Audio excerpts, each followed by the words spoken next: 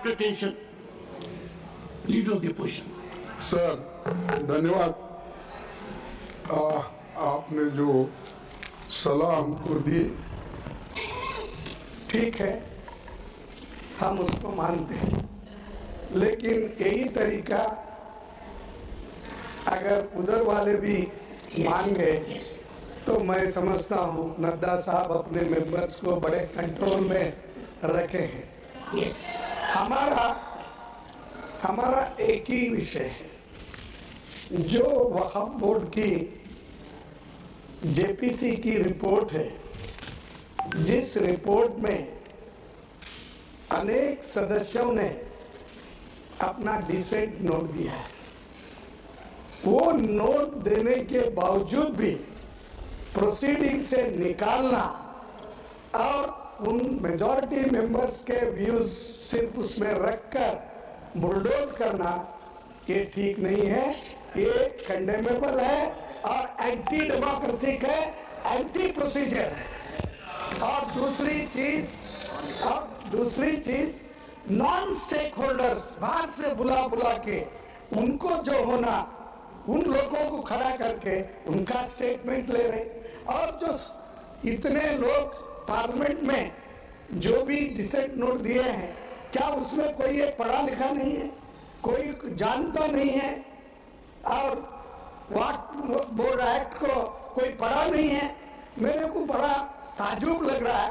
अरे आपको अगर कुछ करना भी है तो आप डिसेंट नोट के व्यूज को प्रिंट करके या अपने रिपोर्ट में डाल के बोलना चाहिए, उसके बजाय उसको डिलीट करके अगर कोई रिपोर्ट होती है मैं उसको कंडेम करता हूं, और ऐसे फर्जी रिपोर्ट को हम कभी नहीं मानेंगे, सदन कभी नहीं मानेगा।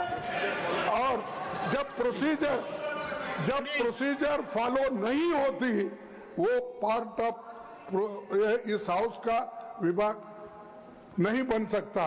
तो इसीलिए मैं आपसे विनती कर रहा हूं कि उनको डायरेक्शन दीजिए, जो भी रिपोर्ट आई है वो अगर वो रिपोर्ट में डिसेंट व्यूज नहीं है तो उसको वापस भेजिए, निकाल दीजिए, और उसके बाद में फिर एक बार, दो बार और एक बार आप पुनर्विचार करके उस सभी डिसेंट व्यूज को डाल के आप पेश कीजिए, फिर आगे क्या होता हम देख लेंगे। दूसरी बात सर, दूसरी बात सर, आप मालूम है जब मेंबर्स एजिटेट क्यों होते, ये सिर्फ उनका घर का सवाल नहीं। मैं अरे तो बहुत कोर्ट को बहुत करते, बैठो बहुत कोर्ट वाले सर, सर मैं ये किसी इंडिविजुअल का सवाल नहीं, वो मेंबर्स जो आके एजिटेट कर रहे हैं तो कहीं अपने लिए नहीं, पूरे समाज के लिए जिनके ऊपर अन्याय हो रहा है, उस अन्याय के खिलाफ वो प्रोजेक्ट कर रहे हैं, और इससे देश के लिए भी ठीक है, क्योंकि we wanted a united all inclusive growth और पीसफुल रहना कंट्री, ये सभी हम चाहते हैं, और उसके लिए हम मदद भी कर रहे हैं आपको। लेकिन आप ये संविधान के विरुद्ध अगर ऐसी चीजें करती है तो ऐसा ही गड़बड़ होता है, फिर इसको लोग प्रोटेस्ट करेंगे।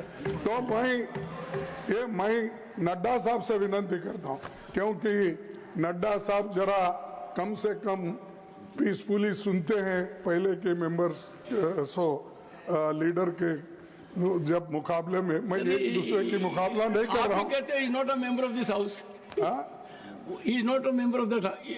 ओके ठीक है, मैं कभी कभी याद दिलाना पड़ता है, जैसा इतिहास का आप जिक्र करते हैं, राम का, विक्रमादित्य का, ये जैसा जिक्र करते हैं, वैसा मैं उनको ये बोल रहा हूँ कि आप प्रेसिडेंट भी हो, आपका इन्फ्लुएंस इसमें जरूरी है, आप इसको विड्रॉ करने के लिए, और इसको अनकॉन्स्टिट्यूशनल है, इसीलिए जेपीसी को फिर से आप भेजिए और इसको आप प्लेस करने के लिए सर आप रिफ्यूज कर सकते हैं। कितने गवर्नर बिल्स रिफ्यूज करके वापस भेजे हैं?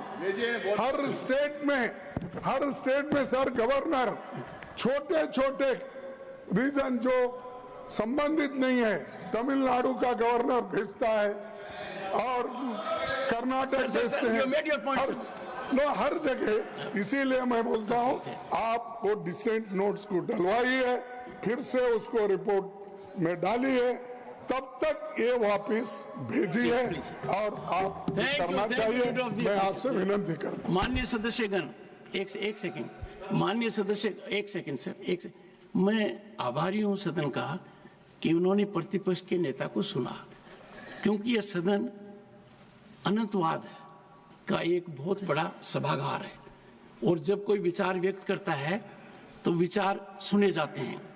जितनी शांति से प्रतिपक्ष के नेता को सुना, उसी शांति से और शालीनता से अन्य वक्ताओं को भी हमें सुनना चाहिए। अपने आज सदन में संबंधित मंत्री भी हैं, एक बार इनका सुन। Again, Saket, everyone will get space. But I am sure leader of the opposition has raised some issues, and we at the moment have Honorable Minister Shri Bhupendra Yadav. Sir. So, sir okay. मैं Bhupendra ji, sir मैं point of order पे बोल रहा हूँ। नहीं, Bhupendra ji, house is in order, so no point of order. House is in order. Shri Tiruchi Shiva.